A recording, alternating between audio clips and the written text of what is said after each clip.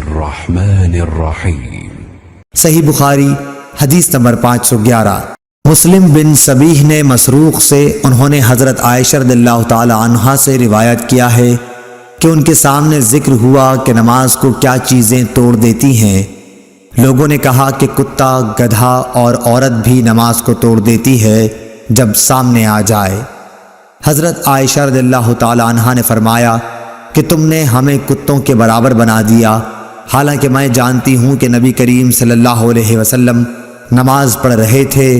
میں آپ کے اور آپ کے قبلے کے درمیان سامنے چارپائی پر لیٹی ہوئی تھی۔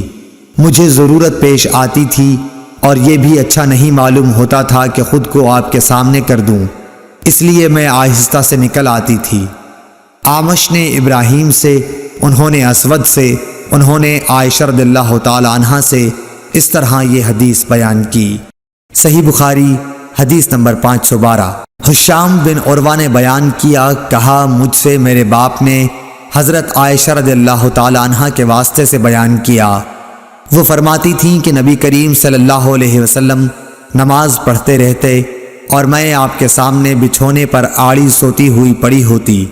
جب آپ وتر پڑھنا چاہتے تو مجھے بھی جگا دیتے اور میں بھی وتر پڑھ لیتی تھی۔ صحیح بخاری حدیث نمبر 513۔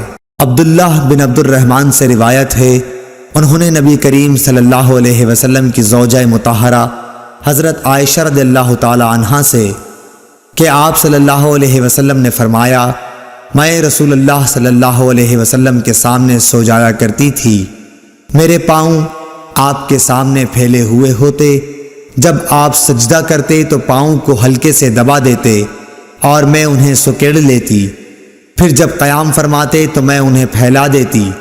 اس زمانے میں گھروں کے اندر چراغ نہیں ہوتے تھے، معلوم ہوا کہ ایسا کرنا بھی جائز ہے۔ صحیح بخاری حدیث نمبر 514۔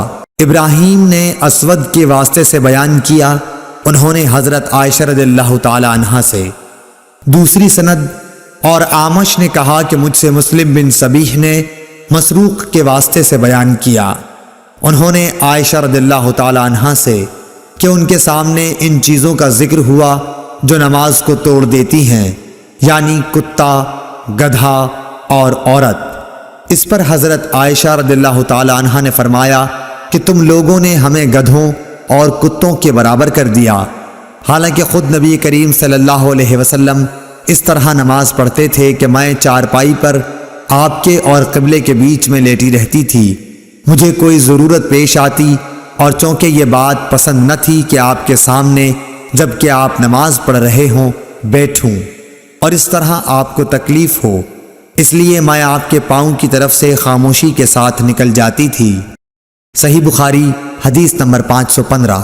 ابن شہاب نے اپنے چچا سے پوچھا کہ کیا نماز کو کوئی چیز توڑ دیتی ہے، تو انہوں نے فرمایا کہ نہیں، اسے کوئی چیز نہیں توڑتی، کیونکہ مجھے عروہ بن زبیر رضی اللہ تعالی عنہ نے خبر دی ہے کہ نبی صلی اللہ علیہ وسلم کی زوجہ مطہرہ حضرت عائشہ رضی اللہ تعالی عنہا نے فرمایا کہ نبی کریم صلی اللہ علیہ وسلم کھڑے ہو کر رات کو نماز پڑھتے اور میں آپ کے سامنے آپ کے اور قبلے کے درمیان عرض میں بستر پر لیٹی رہتی تھی۔